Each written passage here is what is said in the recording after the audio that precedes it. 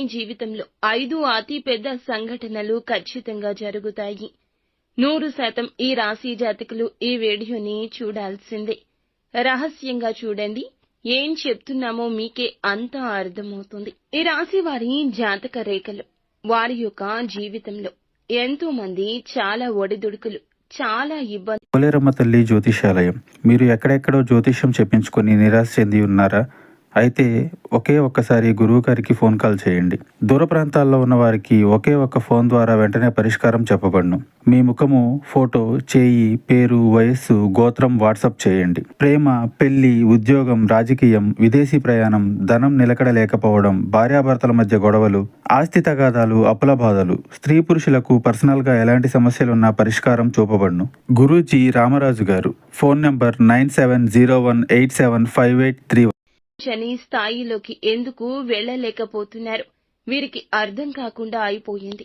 అయితే ఇంత ఇబ్బందుల్లో ఉన్న మీకు జూన్ 5 తరువాత 5 ముఖ్య అతి పెద్ద సంఘటనలు జరగబోతున్నాయి. ఎంత సమస్యల్లో ఉన్నా, ఇబ్బందుల్లో ఉన్నా, ఒడిదుడుకుల్లో ఉన్నా ఒక్కసారి ఈ వీడియో చూడండి. తప్పకుండా మీకే అర్థమవుతుంది. వీరు ఎప్పుడూ కూడా ఎవ్వరి మీద ఆధారపడరు. అయినప్పటికీ కూడాను ఈ రాశి వారికి చాలా వరకు కూడా ఇబ్బందులు వస్తున్నాయి. ఏం చేస్తున్నా కలిసి రావడం లేదు.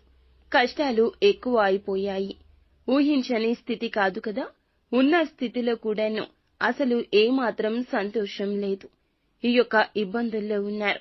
కానీ ఈ తిథి తర్వాత నుండి, జూన్ 5 తర్వాత నుండి కొన్ని ప్రత్యేక రంగాల్లో ఉన్న ఈ రాశి జాతకులకు అభివృద్ధి జరగడం మొదలు కాబోతుంది. ఊహించని స్థాయిలో నిలబడతారు. ఒకరి తరువాత ఒకరు అంచెలంచెలుగా వీరి యొక్క స్థితిని చూసి చాలా వరకు కూడాను తలదించుకోక మానరు. ముఖ్యంగా ఈ రాశి జాతకులకు జరిగేటటువంటి 5 అతి పెద్ద సంఘటనలు ఏమిటి? వీరి జాతకంలో జరగబోతున్న మార్పులు, చేర్పులు ఏమిటి? ఏ రంగాల్లో వారికి మార్పులు జరగబోతున్నాయి? వీరికి ఏ పనులు జరగబోతున్నాయి అనే విషయాలు తెలుసుకుందాము. ఊహించని స్థాయిలో అన్నీ కూడా జరుగుతూ ఉన్నాయి.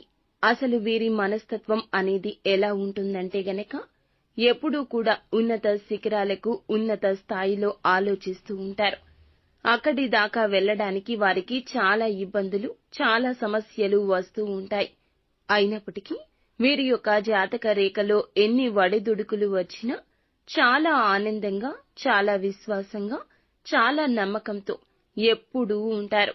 ఎప్పుడు అపనమ్మకం, అపధైర్యం వీరికి ఉండదు. వీరి వయసు చిన్నప్పటి నుంచి కూడా సొంత కాడి మీద కుటుంబాన్ని లాక్కొచ్చే మనస్తత్వం ఉంటుంది. సొంత కష్టం, సొంత టాలెంట్ మీదే, సొంత ఐడియాల మీదే నిలబడుతూ ఉంటారు. ఎవరో ఏదో ఇస్తే తినాలి, ఎవరి దగ్గరో ఏదో తీసుకోవాలి, ఎవరి దగ్గర డెవలప్ ఉంటుంది, వాళ్ల దగ్గరకు వెళ్ళాలి అనే ఆలోచన ఉంటుంది. మొదటి కాడ నుంచి కష్టంతోనే పైకి రావాలనుకుంటారు. ఎవరో ఇస్తే ఏదో చేసేయాలనే తపన ఉండదు. వీరికే ఒక తపన ఉంటుంది. అది స్వయం కృషి. స్వశక్తితో ఆధారపడి సొంత ఆలోచన చేస్తూ ముందుకు రావాలనుకుంటారు. కొంతమందిలో జ్ఞానం, తెలివితేటలు చాలా ఎక్కువగా ఉండి ఉపయోగపడి అనతి కాలంలోనే మంచి స్థితిలోకి వస్తారు. ఇంకొంతమందిలో ఈ రాశి వారిలో చాలా వరకు జ్ఞానం అంటే ఐడియాలు, ఆలోచనలు ఉన్నా, తెలివితేటలు ఉన్నా వేరే వాళ్ళని అసంపూర్ణంగా నమ్మేసి, వేరే వాళ్ళని అసంబద్ధంగా నమ్మేస్తూ ఉంటారు. అందువల్ల తెలియకుండా ఇబ్బందులు పడుతుంటారు. కొంతమంది మా జీవితం ఇలా అయిపోయింది, మేము ఏమీ సాధించలేము అనే ఒక నైరాశ్యతతో బాధపడుతుంటారు.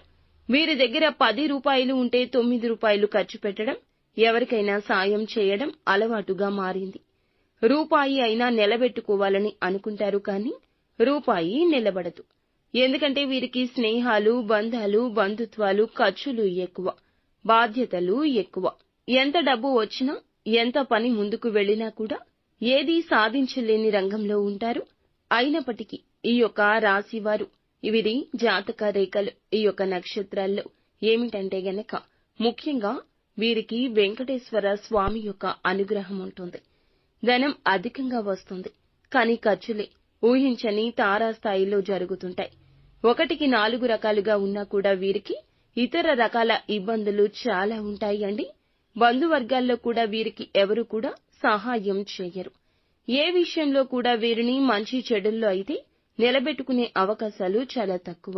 అయినప్పటికీ వీరు ఎప్పుడూ కూడా బంధువులు ఏదో చేస్తారు, వారు ఏదో ఇస్తారు, వారి దగ్గర ఏదో తీసుకోవాలి, ఇలా అస్సలు అనుకోరు.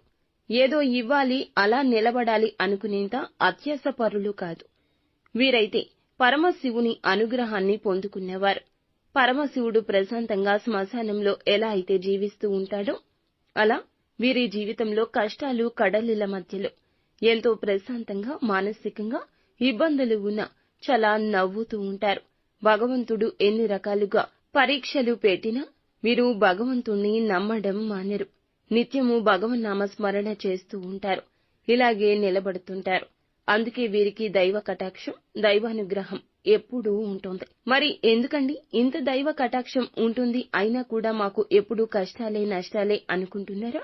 మీ జాతక రేఖలో పక్కన వారిని నమ్మి మోసపోవడం, ఒకటి నమ్మి ఎదుటి వారికి ఇవ్వడం, ఉద్యోగ రంగాల్లో ఎదుటి వారిని నమ్మడం వీరికి జరిగేటటువంటి ఇబ్బందులు, సమస్యలకు మూల కారణము.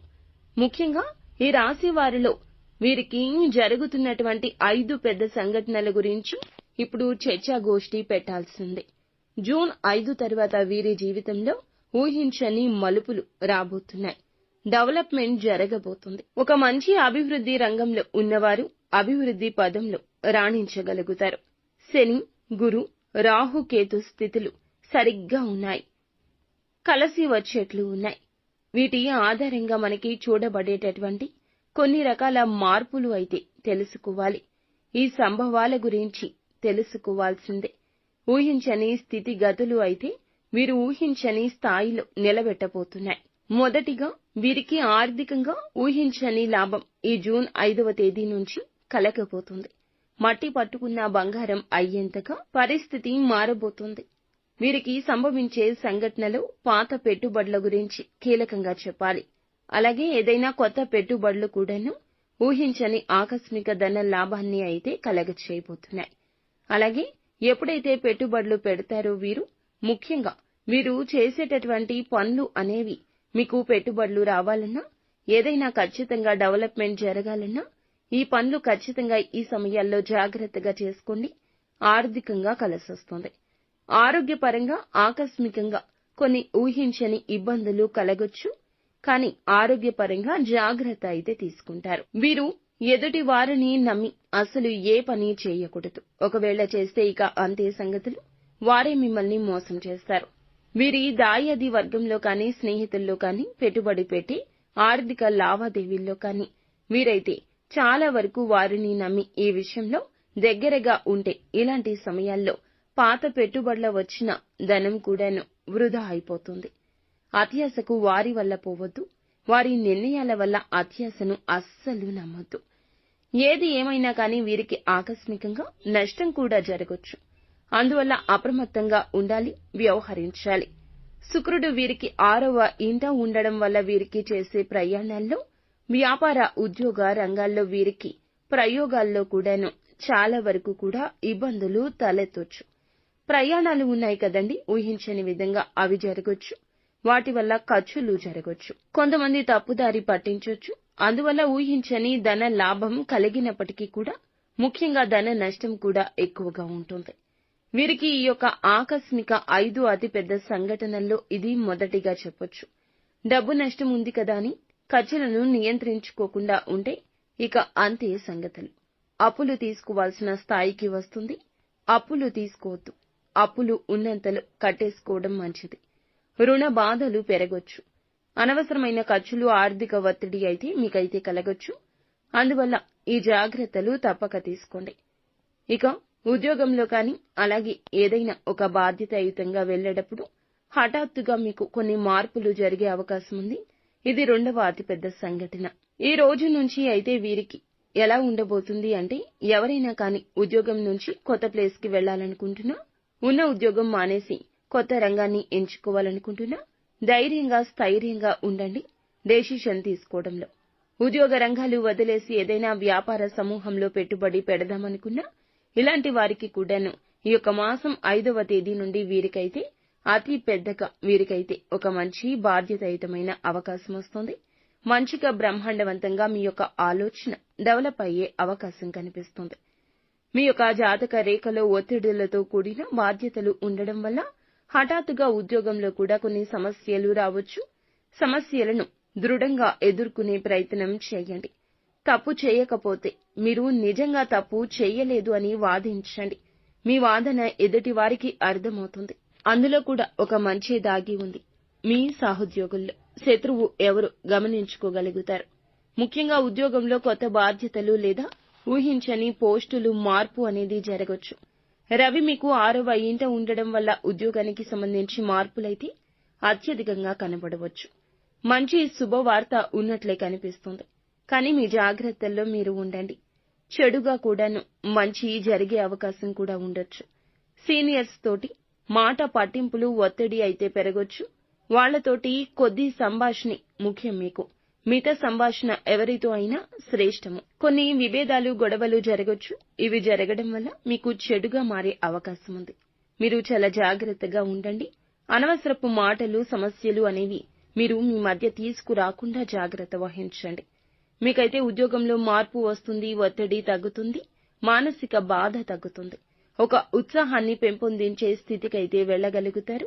ఇక చూసుకుంటే 3వ అతి పెద్ద సంఘటనగా అయితే మనము తినేటటువంటి ఆహార విషయాల్లో చాలా జాగ్రత్తలు పాటించాలండి. ఉన్న దాంట్లో మీరు సర్దుకొని సమయానికి తినడాన్ని మీరు ప్రథమ ధ్యేయంగా ఉంచుకోండి. డబ్బు కన్నా ఆరోగ్యం విలువైంది.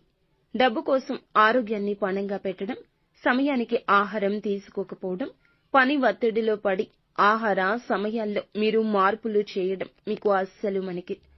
మీకు అస్సలు పనికిరాదు. నష్టాలు జరుగుతాయి. చాలా ఇబ్బందులు జరుగుతాయి. కావున ఆరోగ్యం లేదా మానసిక ఒత్తిడితో ఆటలు ఆడవద్దు. ఎక్కువగా సమస్యలు వచ్చే అవకాశం ఉంది. కావున అప్రమత్తంగా ఉండండి. కుటుంబ సభ్యులు చెప్పిన మాటలు చెవికెక్కించుకోండి.